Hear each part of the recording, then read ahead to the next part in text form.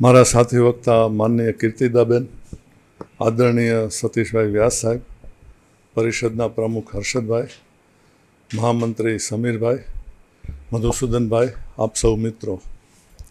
કીર્તિદાબેન તો અધ્યાપક હતા એટલે એમણે બરાબર 45 મિનિટમાં પૂરું કર્યું, પણ મારે થોડી વાર લાગશે. હવે જો એક 18મી 19મી સદીની કૃતિ નંદબત્રીસી અને આ એક 19મી સદીની નવલકથા પૃથ્વી વલ્લભ, આ બંને વચ્ચે એક આંતરિક સંબંધ છે અને એ સંબંધ ગાંધીજીને કારણે છે. 1936માં ગુજરાતી સાહિત્ય પરિષદનું અધિવેશન અમદાવાદ ખાતે યોજાયું ત્યારે એના પ્રમુખ ગાંધીજી હતા અને 29મી ઓક્ટોબરે એમણે પ્રમુખીય પ્રવચન આપ્યું ત્યારે જે એમનું પછીથી બહુ પ્રખ્યાત વિધાન હતું કે કવિતા કોશિયાને પણ સમજાઈ જાય એવી હોવી જોઈએ, એ વિધાન એમણે એ પ્રમુખ તરીકેના પ્રવચનમાં આપ્યું હતું. અને 2 દિવસ પછી 2 નવેમ્બરે જ્યારે સમાપન કર્યું પરિષદનું ત્યારે એમણે જે પ્રવચન આપ્યું હતું એમાં કીર્તિદાબેન એમણે એવું કહ્યું કે આપણે નંદબત્રીસી જેવી કૃતિઓની જરૂર નથી. અને 2 મહિના પહેલાં એમણે પૃથ્વી વલ્લભ વાંચેલી અને એનાથી બહુ નારાજ થઈને એમણે મુનશીને પત્ર પણ લખેલો, એ આપણે આગળ જોઈશું. એટલે એના મનમાં આ કૃતિ હતી પૃથ્વી વલ્લભ, એટલે નામ તો નથી પાડ્યું પણ એમણે એવું કહ્યું કે ગુજરાતી ભાષામાં જો નવલકથાઓ ઓછી લખાય તો ગુજરાતી ભાષા રાંડી રાંડ નહીં થઈ જાય. એટલે ગાંધીજીના મનમાં પૃથ્વી વલ્લભનો આ સંદર્ભ હતો. એટલે ગાંધીજીએ નકારેલી બંને કૃતિઓ વિશે આજે આપણે ચર્ચા કરવા ભેગા થયા છીએ. હવે ગુજરાતી વિવેચને પોતાનો ઘણો પરસેવો મુનશી ઉપર ફ્રેન્ચ લેખક એલેક્ઝાન્ડર ડુમાની શું અસર છે, એટલે એમાંથી શું ઉઠાંતરી કરી છે એ શોધી કાઢવામાં ગાળ્યો છે. એનાથી કંઈ મુનશી કેવા મહાન નવલકથાકાર હતા કે કેવા નબળા નવલકથાકાર હતા એવું કંઈ સાબિત થયું નથી. અને નવલકથા લખવાની કોઈ નવીન પદ્ધતિ વિશે પણ જાણવા મળ્યું નથી. એટલે જલન માત્રી સાહેબ કહે કે લાભ વગરની મહેનત થઈ છે એવું આ બધા સમગ્ર શ્રમમાં લાગ્યું. મુનશીની આ 5મી નવલકથા છે અને 1920માં લખાયેલી છે અને 100 વર્ષ પછી પણ આપણે જો વાંચવા બેસીએ તો એકી બેઠકે વાંચી શકાય એવી કૃતિ છે. એટલે મુનશીને લાગ્યું કે આ વખતે વિવેચકોને વધારે પરસેવો નથી પડાવવો, એટલે એમણે જાતે જ જણાવી દીધું કે આનું કથાબીજ પોતાને ક્યાંથી મળ્યું છે. એમને કહ્યું કે બલ્લાળ કરીને એક સંસ્કૃત કવિ છે, એમનું ભોજ પ્રબંધ નામનું કાવ્ય છે. ભોજ એ મુંજ, આ નવલકથાનો નાયક મુંજ છે, એનો ભત્રીજો છે, એટલે ભોજ પ્રબંધમાંથી મળ્યું છે. અને 2 જૈન કવિઓ છે, શુભશીલ અને મેરુતુંગના પ્રબંધ ચિંતામણીમાં આ વાત આવે છે એવું મુનશીએ પહેલેથી જાહેર કરી દીધું છે.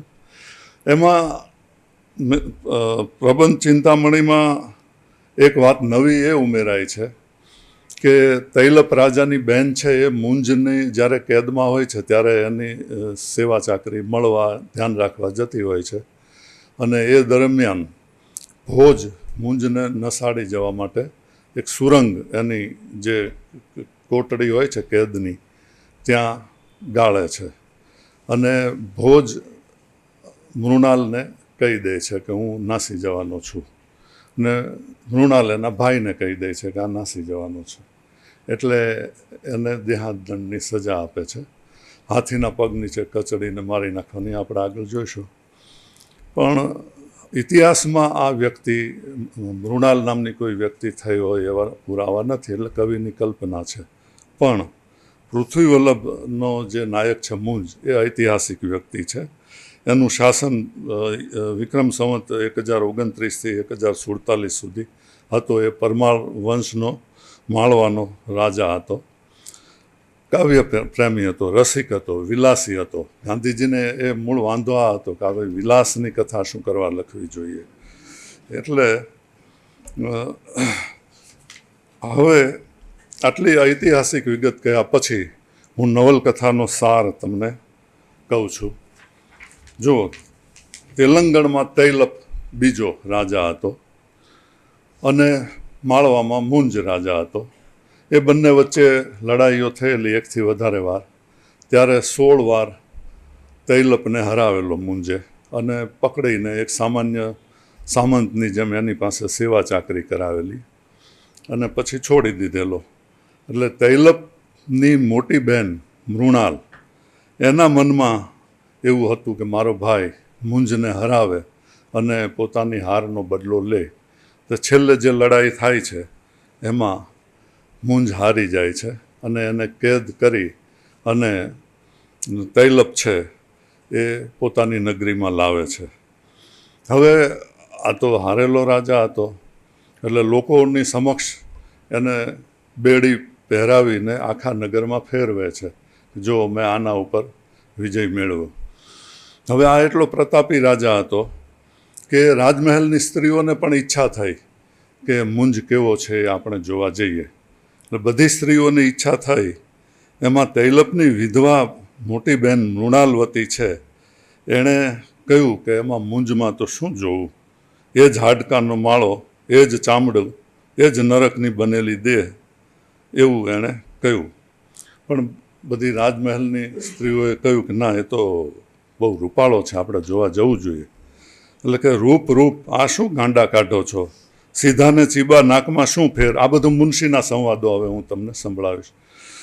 સીધા અને ચીબા નાકમાં શું ફેર, ઝીણી અને મોટી આંખમાં શું ફેર, આખરે બધા બળીને ખાખ થવાના, મુંજમાં રૂપ હોય તેથી બળતા થોડી વાર લાગવાની. એટલે એને મન મુંજ તો અત્યાર સુધી પોતાના ભાઈનો કટ્ટર દુશ્મન છે ને એને હરાવી અને પોતાનો ભાઈ આને કેદી તરીકે લઈ આવ્યો છે, એ જ મહત્ત્વ છે. પણ છતાં એને એક માનવ સહજ ઈચ્છા તો થાય છે કે બધા રૂપાળો છે રૂપાળો છે એમ કહે છે, તો આપણે જોઈએ તો ખરા કે ખરેખર કેવો રૂપાળો છે. પણ મૃણાલ જ્યારે નવલકથામાં પહેલી વાર દેખાય છે આપણને, ત્યારે મુનશીએ એનું વર્ણન કર્યું છે. તે ઊંચી, કદાવર અને સશક્ત લાગતી. એના અંગની રેખાએ રેખા સંપૂર્ણ હતી. માત્ર તેના માથા પર વાળ સફેદ થવા લાગ્યા હતા અને ભરેલું ઠસ્સાદાર મોઢું શીતળાથી છૂંદાયેલું કદરૂપું થઈ ગયેલું હતું. છતાં આંખોમાં ધારદાર તેજ હતું, દ્રઢ બીડેલા હોઠમાં પ્રભાવ હતો અને ઉંમર થઈ છતાં અંગોમાં જુવાનીનું જોર હતું. એટલે 50મે વર્ષે મૃણાલ, આ નવલકથાની ઘટના બનવાની શરૂ થાય છે ત્યારે એ 50મા વર્ષે આવીને ઊભેલી છે. આ કથા 85ની આજુબાજુ આવેલા 2 પ્રેમીઓની વાર્તા છે. હવે મૃણાલ અસલમાં આવી નહોતી, તે કેવી રીતે થઈ ગઈ? તો મુનશી કહે છે કે મૃણાલનો સ્વભાવ નાનપણમાં હેતાળ અને રસિક હતો. જેમ જેમ જુવાની ખીલવા લાગી તેમ તેના અંતરમાં કંઈ ન સમજાય એવી ઉર્મિઓ આવવા લાગી. કેટલીક ઉર્મિઓ તે વિધવા હતી તેથી સંતોષાય એવી નહોતી. કેટલીક સર્વોપરી રાજ્ય સત્તા તેના હાથમાં હતી તેથી ઊભી થવા દેવાય એમ નહોતી. કેટલીક તૈલપનું ચારિત્ર શુદ્ધ અને સીધું બને તેથી દબાવી પડતી. પરિણામે મૃણાલને વૈરાગ જીવનનો શોખ લાગ્યો. એટલે એ પોતે તો વૈરાગી બની, પણ એણે પ્રતિબંધ ફરમાયો કે આપણા રાજ્યમાં હવે કોઈ નાચ, ગાન, કવિતા, વાર્તા, સંગીત, કલા કશું કરવું નહીં. અને નગરીમાં જો કોઈ આનું પાલન ના કરે તો સજા થાય. એટલે આ એક એવી નિસ્તેજ નગરી હતી કે જેમાં આ બધી મનોરંજનની પ્રવૃત્તિઓ, કલાની પ્રવૃત્તિઓ બંધ હતી. એવામાં હવે આ જે કલા રસિક છે અત્યંત વિલાસી છે એવા મુંજનો પ્રવેશ થાય છે. અને એ જ્યારે જોવા જાય છે ત્યારે હવે મુંજનું વર્ણન કર્યું છે મુનશીએ. તેનું કદ પ્રચંડ હતું, તેનો ઘાટ અપૂર્વ હતો, તેનું મુખ મોહક હતું, તેના લાંબા કાળા વાળ સૂરસરિતાના જલ સમા, તેના શંકરસા વિશાળ ખભા પર પથરાઈ રહી મુખના તેજને ભભકભર્યું બનાવતા, ડંખ ભરવા પાછળ ખેંચેલી ફણીધરની ફણાની માફક તેની ભરેલી લાંબી ડોક અને પાછળ નાખેલું માથું ગર્વ અને બેપરવાઈથી જગતનો તિરસ્કાર કરતા હોય તેમ લાગતું હતું. પાછળ જકડાયેલા હાથને લીધે આગળ આવેલા વિશાળ છાતીના સંગે મરમરસા ચોરસ જેવા સ્પષ્ટ સ્નાયુવાળા વિભાગો દેવી વૃક્ષ ત્રાણની ગરજ સારી તેની દુર્શદ્ધતા અને પ્રતાપ દાખવી દુનિયાને ડારતા હોય તેમ દેખાતું હતું. એટલે પહેલાં જ દર્શને મૃણાલ છે એ પ્રભાવિત થઈ જાય છે, આકર્ષાય છે, પણ એની પોતાને જ ખબર નથી. એનું જે અસંપ્રજ્ઞાત મન છે એ આકર્ષાયેલું છે. એટલે તૈલપને તો આ એક દુશ્મન હતો, એટલે એને થયું, એણે જાહેર કર્યું. એટલે અંદરો અંદરની જે રાજમહેલની ચર્ચાઓ થતી હોય કિચન કેબિનેટમાં કે હવે આનો વધ કરીએ, પણ મૃણાલનું અસંપ્રજ્ઞાત મન છે, અનકોન્શિયસ માઇન્ડ છે, એ ના પાડે છે. પણ ના પાડવાનું કારણ તો આપવું જોઈએ ને. જ્યારે આવી રાજકીય મુદ્દા ઉપર ચર્ચા થતી હોય ત્યારે એમાં તર્ક તો આપવો પડે. એટલે એમ કહે છે કે એનો વધ કરવામાં શું ફાયદો, એ એના ભાઈને સમજાવે છે તૈલપને.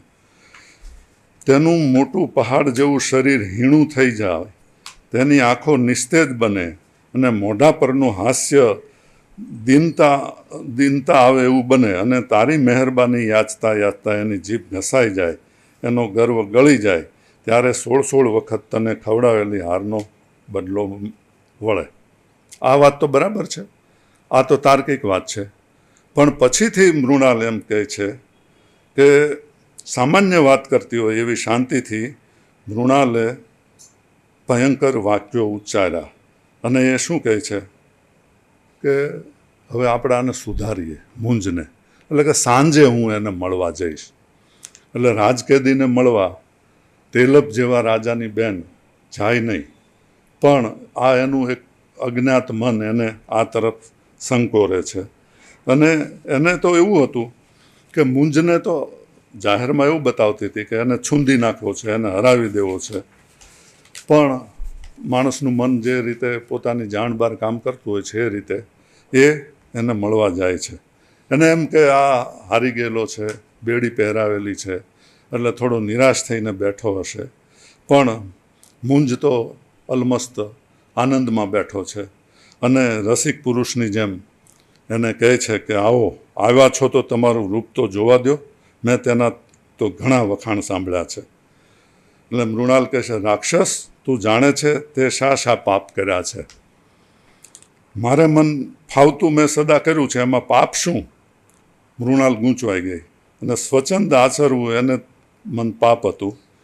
મેં પૃથ્વી વલ્લભ એવું કહે છે કે સૃષ્ટિનો રસ ચાખતા નથી એક પળ મારી દુઃખમય ગઈ, ને નથી એક પ્રસંગ જીવનના લાવા લીધા વગરનો ગયો. પ્રસંગોમાંથી પળે પળ રસ મેં ખેંચ્યો છે. તમે એવું જીવન ભોગ્યું છે મૃણાલવતી? તો તમે મારી અધમતાની વાત કરો છો.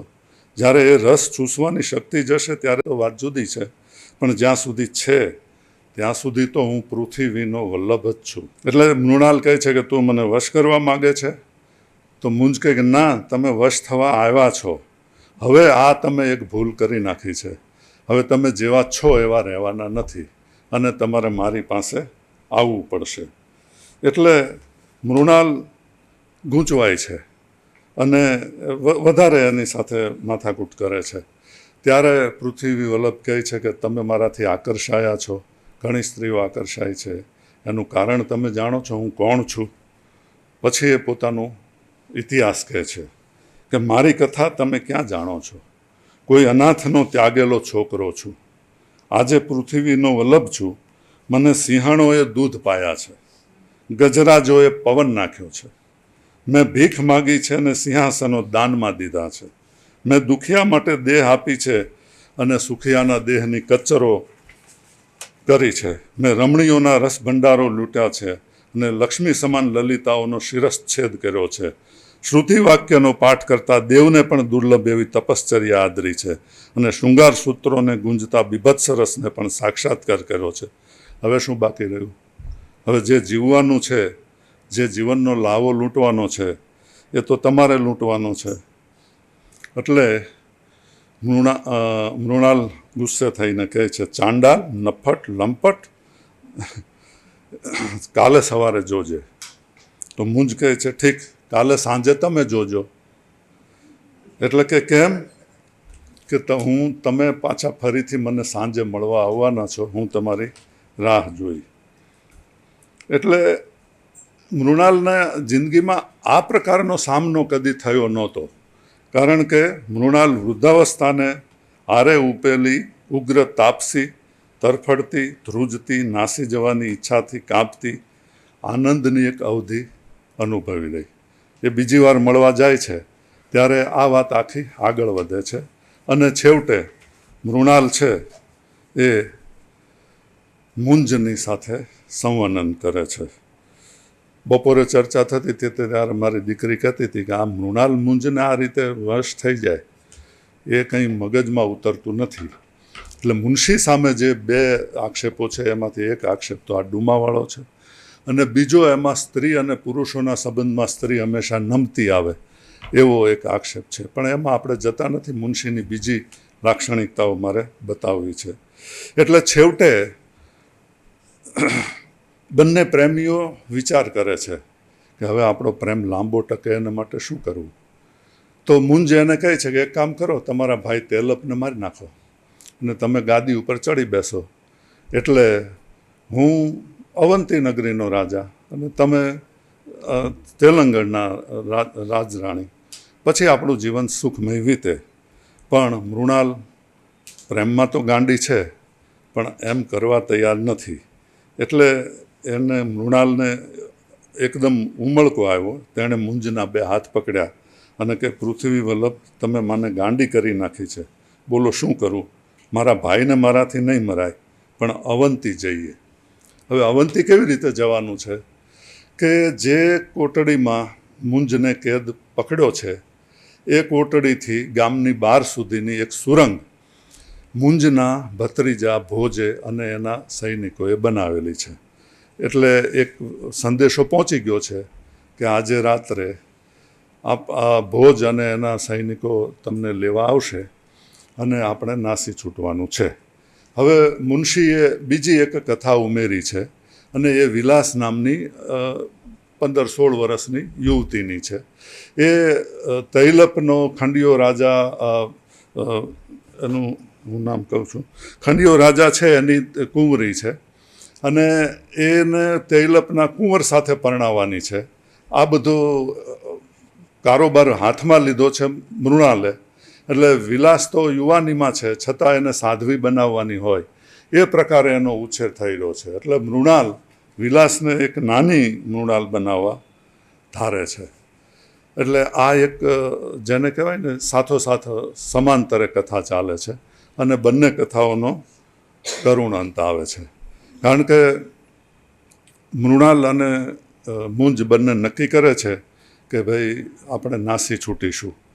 પછી એ પાછી આવે છે અને પોતાના રાજમહેલમાં જાય છે ત્યારે એનો આખો વિચાર બદલાઈ જાય છે. આપણને બધાને આ નવલકથાનું છેલ્લું પ્રકરણ ભણવામાં આવ્યું છે, પૃથ્વી વલ્લભ કેમ ખંચકાયો. પણ આ કથાનું 28મું પ્રકરણ છે એમાં મુનશીએ જે મૃણાલની માનસનું એટલે સાયકોલોજીનું જે દર્શન કરાયું છે એમાં એની અદ્ભુત કલાનું આપણને ખ્યાલ આવે છે. એ એમ કહે છે, મુનશી કહે છે કે મૃણાલવતી અસ્થિર ચિત્તે વિચાર કરી રહી પણ કંઈ નિશ્ચય પર આવી નહીં. મુંજે તેને બળજબરીથી હા કહેવડાવી હતી. એણે રાતે અવંતી જવાનું વચન આપ્યું હતું. મુંજની મોહક આંખોની નજર બહાર થતાં આ વચન તેને રૂચ્યું નહીં. કેમ? તો કે તે વૃદ્ધ હતી, તેનામાં ડાપણ હતું. તે જોઈ શકી કે મુંજ તેને આંખની પલકમાં રમાડી જાય તેવો ઉસ્તાદ હતો. તેથી તેની સાથે એના રાજ્યમાં જાય એટલે પોતે નિરાધાર બને એમાં તો કોઈ સંશય હતો જ નહીં. આ નિરાધારીના ભયંકર અનુભવની ઝાંખી થતાં એને કમકમા આવ્યા. તે આવી તપસ્વીની, આવી રાજ્ય વિધાત્રી, આવી અવની કંપાવતી મહામાયા એક પલમાં આવી નિરાધાર થઈ જાય. એટલે જો એને દ્વિભાવ હવે શરૂ થયો, એને મુંજનો પ્રેમ ખોવો નથી અને પોતાનું રાજ પણ છોડવું નથી. એટલે શું થાય? એટલે પછી એ મનમાં વિચારે છે. એટલે હવે એકવાર જેને પ્રેમી સાથે મળીને નાસી જવાનું કાવતરું કર્યું હતું, એક છુપી યોજના કરી હતી, એને બદલે હવે પ્રેમીની વિરુદ્ધના વિચારો આવવા માંડ્યા. એ એમ કહે કે પોતે વૃદ્ધ, કદરૂપી, નિરસ, રસશાસ્ત્રથી અજ્ઞાત ને લલિત કલાઓની કટ્ટર વેરી હતી. પોતાનો ને મૂંઝ વચ્ચેનો સંબંધ ક્યાં સુધી પહોંચશે એ વિચાર ભયંકર ત્રાસદાયક, હૃદય ભેદક હતો. કઈ દોરીએ આ સંબંધ બંધાયો હતો. નહોતું સૌંદર્યનું આકર્ષણ, નહોતી રસ જીવનમાં સહકાર કરવાની શક્તિ. એટલે આ દ્વિધા એના મનમાં ચાલે છે. અને એ દ્વિધામાં એ એક ઘાતક નિર્ણય લે છે. એ નિર્ણય શું છે કે ભાઈ જે કોટડીમાં મુંજ પુરાયો છે ત્યાં તો સુરંગ છે, એટલે કે હું ના જાઉં રાતે એને મળવા તો પણ એ તો જતો જ રહેવાનો છે. એટલે એ એના ભત્રીજાને તૈલપને વાત નથી કરતી, કારણ કે તૈલપ તો આને મારી નાખવા ઉત્સુક જ છે. એટલે એના ભત્રીજાને સાધે છે અને એમ કહે છે કે મુંજની કોટડીમાં સુરંગ છે અને એ આપણે નિષ્ફળ બનાવવાનું છે. તારા પિતાને હું આ વાત નહીં કરી શકું, કારણ કે એ તો મારી ઉપર ઉતરી આવશે. એટલે એક કામ કર કે તું આ કોટડીમાંથી એને હટાવી અને બીજી કોટડીમાં પૂરી દે. એટલે મૃણાલના મનમાં શું છે કે બીજી કોટડીમાં જો એ જાય તો આજીવન કેદી રહે અને પોતાને ઈચ્છા થાય એ રાતે એ ત્યાં જઈ અને એની સાથે કામ ક્રીડા કરી શકે. હવે આ બધું એને હટાવતા હોય છે એ દરમિયાન સુરંગમાંથી ભોજ આવે છે અને આ તૈલપનો અકિંચન કલંક પુત્ર જે છે એ જોઈ જાય છે અને ઓળખી જાય છે. એટલે બંનેની સુરંગમાં લડાઈ થાય છે. એટલે ભોજ એને ખ્યાલ આવી જાય છે કે આમાં કંઈક ગડબડ છે. એટલે એ નાસી છૂટે છે, પાછળ આ કુંવર પડે છે. ગામની બહાર જતા હોય છે અને ભોજ વિલાસને સાથે લઈને નાસવા જાય છે. એમાં ભોજને તો આ હરાવી નથી શકતો, પણ વિલાસને એ પકડી લે છે અકિંચન કુંવર, અને જે પોતાની વાગ્દત્તા હતી એનું ડોકું ધડથી જુદું કરી નાખે છે. અને આ બધું ચાલતું હોય છે દરમિયાન વિલાસના માતા પિતા ત્યાં આવી ચડે છે. અને વિલાસની માતાને ખબર હોય છે, કારણ કે ભોજ એને ત્યાં રોકાયો હોય છે, એને ખબર છે કે આવી યોજના છે, પણ હવે પોતાની દીકરીનો મૃતદેહ જુએ છે એટલે એ સીધો મૃણાલ ઉપર આક્ષેપ કરે છે કે મારી દીકરીને મારી નાખી તો તું તો નાસી જવાની હતી, અને એમ કરીને એનું આખું કાવતરું બહાર પાડે છે. એટલે તૈલપને એવું હતું કે આ તો રાજાનું શરીર છે, પહેલાં એવું મનાતું, એ પવિત્ર કહેવાય. રાજાના શરીરનો નાશ આપણાથી ના થઈ શકે, કે આવા કારણ આપી અને મારી બહેન શું કરવા મને મારવા નહોતી દેતી ભોજને, તો કારણ આ છે કે એ એના પ્રેમમાં છે. એટલે આખી વાત જાહેર થઈ જાય છે. અને પછી એ પોતાના મહેલમાં જાય છે ત્યારનું વર્ણન મુનશી કરે છે કે તે પોતાના ખંડમાં ગઈ અને શૂન્ય બની બેઠી. તે ન સ્વસ્થ રહી શકી, ન રડી શકી, ન રસ્તો ખોળી શકી. વિલાસની લાલસા, સત્તાનો શોખ અને વૈરાગનો મોહ ત્રણેય જાણે વૈતરણી તરી ગયેલા સ્વજન હોય તેમ દૂરથી તેને છેલ્લા પ્રણામ કરી રહ્યા, ને તે સજલ નહીને પડી રહી. ન તેમને બોલાવી શકી કે ન તેમની પાછળ વૈતરણી ઓળંગી શકી. તૈલપને નક્કી થઈ જાય છે કે બેનનું તો હવે પછીથી વિચારીશું, આને મુંજને જીવતો જવા ના દેવાય. એટલે એ શું કરે છે કે નક્કી કરે છે કે 7 દિવસ સુધી મુંજ છે એ ગામમાં ભિક્ષા માગશે અને 7મા દિવસે હાથીના પગ નીચે એને કચડીને મારી નાખીશું. એટલે 7 દિવસ એ જે રીતે ભિક્ષા માગે છે એનાથી ગામ આખું જે છે, એટલે નગર છે એ મુંજનું ચાહક થઈ જાય છે, પોતાના રાજાની વિરુદ્ધ થઈ જાય છે. અને આ માણસ મરે નહીં. આમ તો રાજસત્તાએ નક્કી કર્યું એટલે બીજું તો કશું ના થાય, પણ લોકોની એક સહાનુભૂતિ એના તરફ જાગે છે મુંજ ઉપર. હવે આ દિવસ આવી લાગે છે અને હાથી તૈયાર છે, મુંજ આવે છે અને મૃણાલ પાસે ભિક્ષા લેવા જાય છે. અને શું સંવાદ થાય છે? કેમ મૃણાલ વતી ઘણા દિવસે પ્રિયતમાને મળ્યો હોય તેવો રણકાર એના અવાજમાં હતો. મૃણાલ પહેલાં જવાબમાં હસી શકી નહીં, પરંતુ તુરત જ મુંજના મોહક હાસ્ય અને જાદુ તેના પર પ્રસર્યો. તે મીઠું હસી, મ્લાન વદને તેની આંખો સ્નેહભીની થઈ. બંનેની દ્રષ્ટિ તેજસ્વી રીતે એકમેકને આલિંગી રહી. હવે શાનું દાન આપશો? પૃથ્વી વલ્લભ પૂછે છે. હવે શાનું દાન આપશો? રસિક પ્રણયી એકાંતવાસમાં જે સુમધુરતાથી પૂછે તેમ પૃથ્વી વલ્લભે પૂછ્યું. જે હતું એ તો ક્યારનું આપી દીધું છે. મૃણાલ આ શબ્દો સાંભળીને ઘેલી બની ગઈ. તેને રોમ રોમ પ્રણય મારુતનો ભયંકર સુસવાટ વાળ્યો. તે દુઃખ, સમય અને સ્થળ વિસરી ગઈ. માત્ર મોહાંધ નેત્રે હૃદયનાથની રસિક મૂર્તિ નિહાળી રહી. આ ક્ષણે જાણે કે પૃથ્વી વલ્લભ છે એ મૃણાલનો પ્રાણ વલ્લભ બને છે. પૃથ્વી વલ્લભમાંથી પ્રાણ વલ્લભ બનવાની પરિવર્તનની આ કથા જે છે એ પૃથ્વી વલ્લભ છે. પછી આશ્વાસન આપે છે મુંજ કે સુંદરી, ગભરાવાનું કારણ નથી. દુનિયા તો ભૂંડી અને અજ્ઞાન છે, એ તો રહેવાની. તમે તો તમારું જીવન સરસ કર્યું, પછી દુનિયા ભલે ને ગમે એમ કહે. મૃણાલ ભાન ભૂલી ગઈ.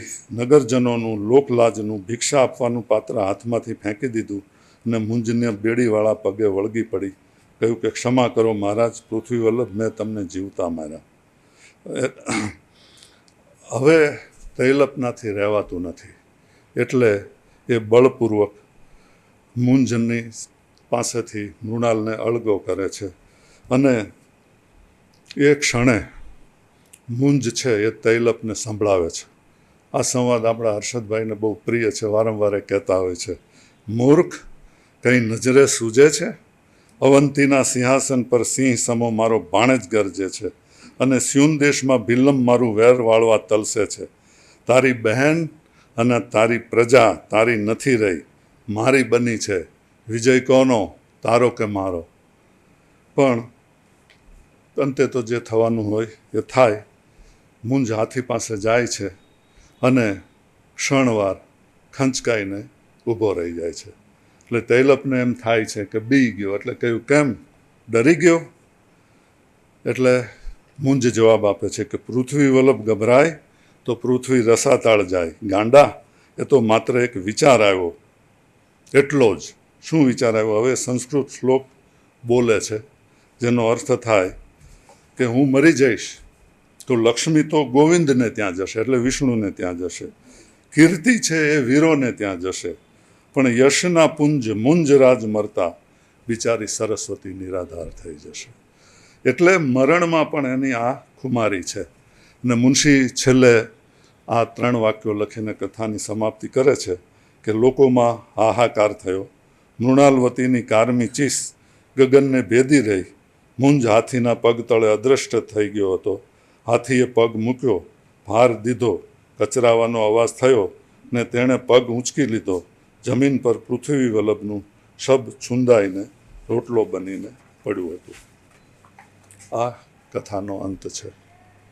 આ કથા ગાંધીજીએ વાંચી અને એટલા બધા નારાજ થઈ ગયા કે 29મી સપ્ટેમ્બર 1936ના દિવસે એમણે મુનશીને પત્ર લખ્યો. હવે પત્ર બહુ લાંબો છે, પણ એનો એક અંશ હું થોડા અંશો વાંચીશ. ગાંધીજી લખે છે કે હું પૃથ્વી વલ્લભ બહુ રસપૂર્વક વાંચી ગયો. એમાંનું એકેય પાત્ર મને ગમ્યું નહીં. મુંજ જેવા થવાની ઈચ્છા પણ ન થઈ. એમ કેમ? પાત્રોને હોય એવા તમે ચિતર્યા છે એમ કહું તો બરાબર બંધ નહીં બેસે. એમ કરીને પછી આગળ કહે છે કે પુરુષ એવા ધૂર્ત ને 40 વર્ષની કદરૂપી સ્ત્રી પણ પુરુષની મોહક વાતમાં ને ચાળામાં પોતાના હાથ હેઠા નાખી દે. માણસ વાંચે તો શાને સારું? કાલિદાસે એવું ના લખ્યું, શેક્સપિયરે એવું ન લખ્યું, તો તમારી પાસેથી તો આવું મને કેમ સાહિત્ય મળે?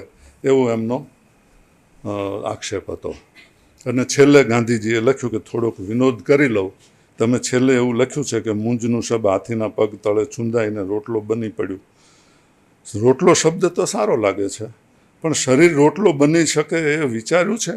છૂંદો થઈ જાય, શરીરનો મુરબ્બો થઈ જાય, ચૂર્ણ થાય, પણ રોટલો બનવો અશક્ય છે.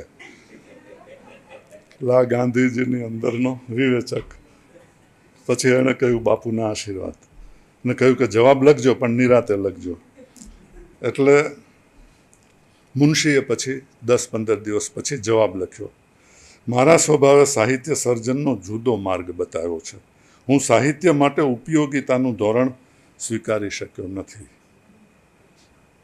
અને પછી એણે કહ્યું કે તમે આ કહો છો ને કે આ પુરુષ આવો કેમ? તો મુનશી કહે છે કે 1914-15માં યોગ સૂત્રે કલ્પેલા વૈરાગ્ય પ્રધાન સુપરમેન અને જર્મન તત્વજ્ઞાની નિશ્ચયે કલ્પેલા વૃત્તિ વિલાસના અપૂર્વ એવો બ્લોન્ડ બિસ્ટની ભાવના વચ્ચે હું ઝૂલતો હતો. આમ ઝૂલતા જ મને મુંજ અને મૃણાલના વ્યક્તિત્વો જન્મ્યા. એટલે કે મારી જે પતંજલિના યોગસૂત્રમાં જે પરા પુરુષ થવાનું એક જે ઉલ્લેખ આવે છે, અને નિશ્ચય બ્લોન્ડ બિસ્ટનું જે આપ્યું છે એના ઉપરથી મેં આ પાત્ર સર્જ્યું છે. અને ગાંધીજી હતા, એની સાથે ચર્ચા ચાલી રહી હતી. એટલે મુનશી નમ્રતાથી કહે છે કે પૃથ્વીવલ્લભ લિટરેચર ઓફ ઇન્સ્પિરેશનનો નમૂનો નથી, લિટરેચર ઓફ એસ્કેપનો નમૂનો છે. અને છેલ્લે કહ્યું કે સાહિત્યની પ્રવૃત્તિમાં હું કલ્પના વિલાસી છું. અને આ કથા મેં આપ હિન્દુસ્તાનમાં આવ્યા એ પહેલાં લખી હતી. જો તમે વહેલા આવ્યા હોત તો આ કથા જુદી લખાઈ હોત. અને એમ કહે છે કે હવે તો પરિષદમાં મળીશું. કઈ પરિષદ? કે જેમાં ગાંધીજી કહેવાના હતા કે થોડીક ઓછી નવલકથાઓ લખાય તો ગુજરાત રાંડી રાંડ નહીં થઈ જાય 2 મહિના પછી. પછી પાછા મુનશી પહેલો ખુલાસો તો કરે જ છે કે શરીરનો દબાઈને રોટલો કેમ ન થાય, ચપટ બની જાય. એ તો ભરૂચી ઇડિયમ છે. એટલે કે અમારે ભરૂચના હતા, એટલે કે અમારે એ બાજુ પેલું છે. અને ભગવદ્ ગોમંડળમાં પણ રોટલો થઈ જવું એનો અર્થ કચડાઈને ચૂરો ચપટ થઈ જવું એવો છે. સાર્થમાં પણ એવો અર્થ છે. એટલે ગાંધીજીનો આ મુદ્દો બહુ ધ્યાને લીધા જેવો નથી. પણ પૃથ્વીવલ્લભનું જે વિવેચન આવ્યું છે ગુજરાતીમાં, એમાં આ ગાંધીજીના એક પત્રમાં આખું વિવેચન સમાઈ જાય છે.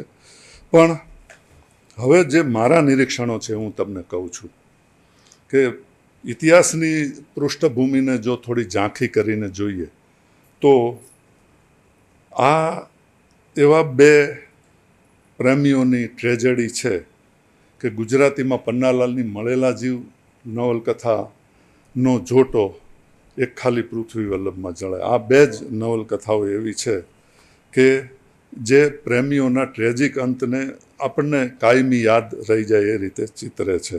એમાં એરિસ્ટોટલે ટ્રેજેડીની વ્યાખ્યા આપતા એમ કહ્યું છે કે ટ્રેજેડી વધારે અસરકારક નીવડે જો એ મહાન પુરુષોના જીવનમાં બની હોય.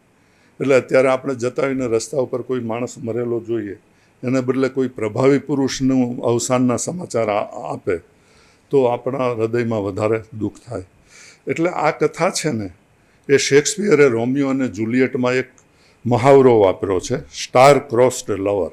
એટલે જેની કુંડળીમાં દુર્ભાગ્યની સ્થિતિ લખી છે એવા આ 2 પ્રેમીઓની કથા છે.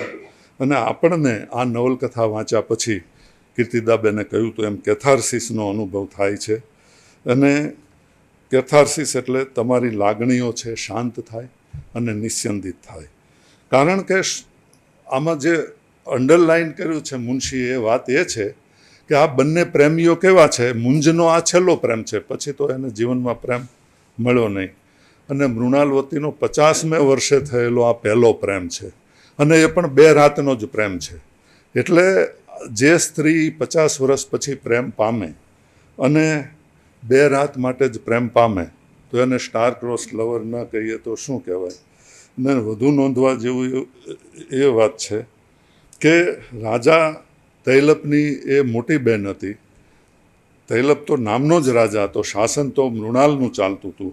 અને એ આખી વાત એનું ગૌરવ, એનો હોદ્દો મુંજ સાથેની 4 મુલાકાતમાં છિન્ન ભિન્ન થઈ જાય છે. એટલે અત્યાર સુધી ગુજરાતી સાહિત્યમાં મૂંઝનું આપણે બહુ મહત્ત્વ કર્યું છે, પણ મૃણાલની ટ્રેજેડી છે એ વધારે હૃદયસ્પર્શી છે. મુનશી અહીંયા જે બ્લોન્ડ બીસ્ટનો ઉલ્લેખ કરે છે નિશ્ચયની વિચારસરણીમાં આવે છે, અને એમાં એ નિશ્ચયે એવું કહ્યું હતું કે જેનામાં નૈતિકતા અને જવાબદારીની કોઈ વિવેક બુદ્ધિ ન હોય એવા પણ અમુક પુરુષો હોય છે. પછી તો નિશ્ચયે સુપરમેનનો કન્સેપ્ટ આપ્યો, જેનો હિટલરે પછીથી બહુ દુરુપયોગ કર્યો, પણ એમાં આપણે જવું નથી. પણ જેનામાં નૈતિકતાની કોઈ વિવેક બુદ્ધિ ન હોય એ વાત ક્યારે સાબિત થાય છે કે મુંજ એને ઠંડા કલેજે કહે છે કે તારા ભાઈને માર નાખ. ત્યાં એમ થાય કે આનામાં સારા ખરાબનો કોઈ વિવેક નથી.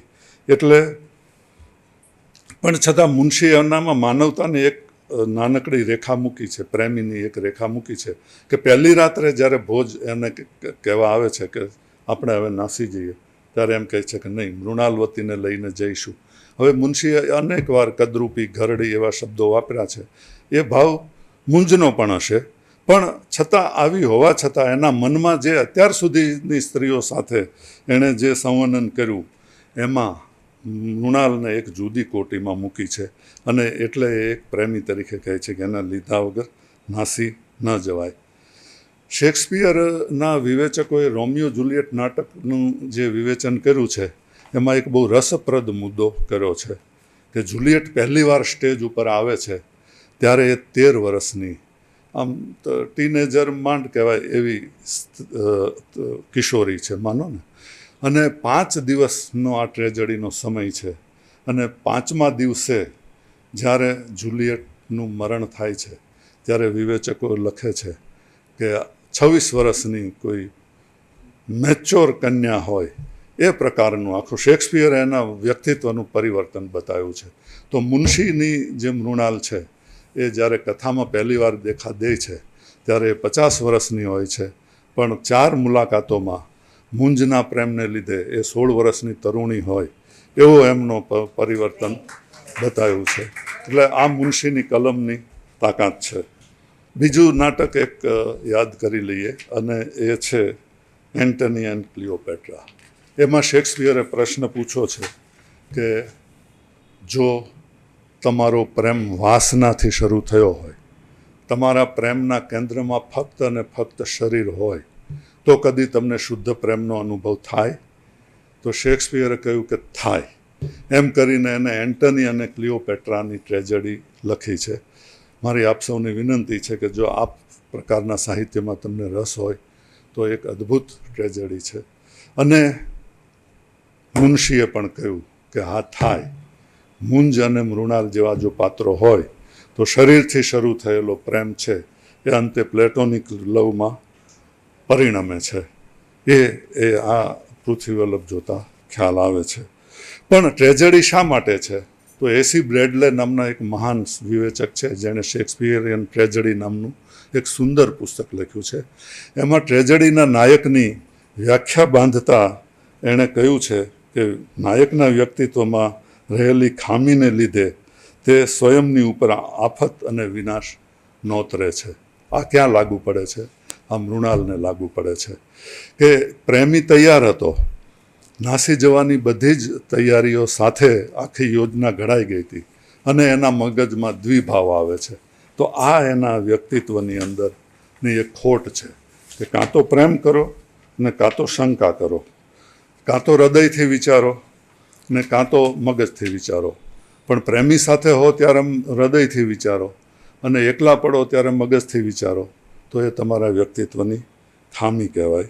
એટલે મૃણાલ કોઈ બાબતમાં અંતિમ સુધી જવાનું સાહસ કરતી નથી.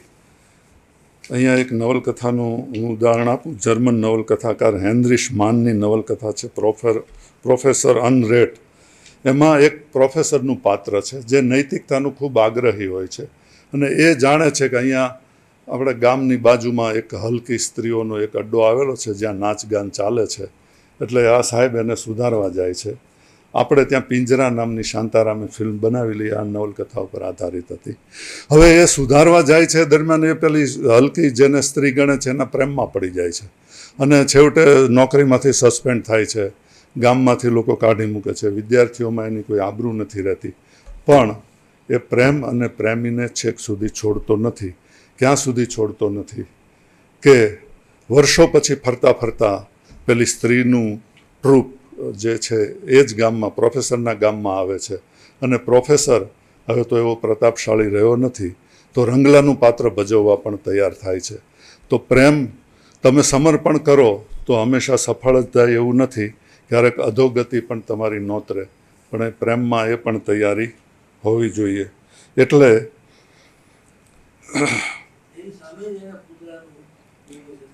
હા, અને વિમોચન થાય છે. એટલે પ્રેમ કે પ્રેમિકાનો ત્યાગ કરતો નથી. અહીં મૃણાલ બંને માટે અલગ ભોંયરું રચવાનું સપનું જુએ છે, તો આપણે વર્જિનિયા વુલ્ફની માફી માગીને કહીએ કે આ પ્રેમની ગલી એટલી સાંકડી છે કે એમાં એ રૂમ વન્સ ઓન હોતા નથી. મૃણાલ બંને છેડે સાચવવા ગઈ, બંને છેડા સાચવવા ગઈ, એમાંથી આ એક ટ્રેજડી થઈ. પૃથ્વી વલ્લભનું ઐતિહાસિક નવલકથા તરીકે તો જે કંઈ મહત્ત્વ હોય મને ખ્યાલ નથી, પણ એક ઉત્તમ શેક્સપિયર શાહી ટ્રેજડી તરીકે ગુજરાતી સાહિત્યમાં આ કૃતિ હજી આવતા 100 વર્ષ સુધી પણ વાસી નહીં થાય એની મને ખાતરી છે. આપનો આભાર. બંને વક્તાઓના વક્તવ્યથી આપણને કે વિશેષ પ્રાપ્તિ થઈ હોય તો બંને વક્તાઓનું ખૂબ તાળીથી આપણે અભિવાદન કરીએ. બંને વક્તાઓને વંદન, બંને વક્તાઓનો આભાર. માન્ય શ્રી કીર્તિદાબેન અમદાવાદથી આવે છે. એ અમદાવાદમાં ગુજરાત યુનિવર્સિટીના ગુજરાતી વિભાગના અધ્યક્ષ તરીકે નિવૃત્ત થયા છે, પરંતુ ઘણા વર્ષોથી એ સ્પીપા છે, બીજી ઘણી બધી શૈક્ષણિક સંસ્થાઓ છે, ત્યાં સાહિત્યિક વક્તવ્યથી એ સતત પ્રવૃત્ત છે. એ વિશેષ કરીને એમનો મધ્યયુગમાં એમને ખાસી ફાવટ છે, ખાસો અભ્યાસ છે, ઊંડો અભ્યાસ છે. મધ્યયુગને એની પહેલાં ગુજરાતી જૈન સાહિત્યકારો, પ્રાગ નરસિંહ યુગ આપણે કહીએ છીએ કે હેમયુગ કહીએ છીએ, એ બધા સર્જકો વિશે એમનું ખૂબ લાંબુ ખેડાણ રહેલું છે. એ આપણી વચ્ચે ઉપસ્થિત છે, એનો આનંદ છે. આપનો આભાર કીર્તિદાબેન. માન્ય શ્રી કિરીટભાઈ દુધાત અમદાવાદથી આવે છે, અમદાવાદના છે. એ ગદ્ય અને પદ્ય ગુજરાતી ભાષાના બંને સ્વરૂપમાં એ કામ કરે છે, પણ ગદ્ય એટલે વાર્તાકાર તરીકે એ સુપ્રસિદ્ધ છે. પ્રથમ હરોળની પંક્તિના જે આપણી ભાષાના વાર્તાકાર કહેવાય એમાં એમની ગણના થાય છે. આપણી સંસ્થા સાથે એ ઘણા સમયથી આપણી સાથે છે, એનો આનંદ છે. અને આ વક્તવ્ય માટે એ ઉપસ્થિત રહ્યા માટે એમનો આભાર, એમને વંદન. આપ સૌ સમય ખર્ચીને આવ્યા એ માટે આપનો આભાર. આ કાર્યક્રમની નોંધ જે કે ગુજરાતી અંગ્રેજી અખબારો લીધી એ તમામ અખબારોના તંત્રશ્રી, રિપોર્ટરશ્રી, ફોટોગ્રાફરશ્રીનો આભાર. જેમને નિમંત્રણ કુરિયરથી નથી મળતા તો તેઓ બહાર પોતાનો વોટ્સઅપ નંબર લખાવી શકે છે. તો એ માધ્યમ દ્વારા અમે આગામી કાર્યક્રમોની જાણ કરીશું. એક સમૂહ તસવીર લીધા બાદ કાર્યક્રમ પૂર્ણ જાહેર થશે. આપ સૌનો આભાર.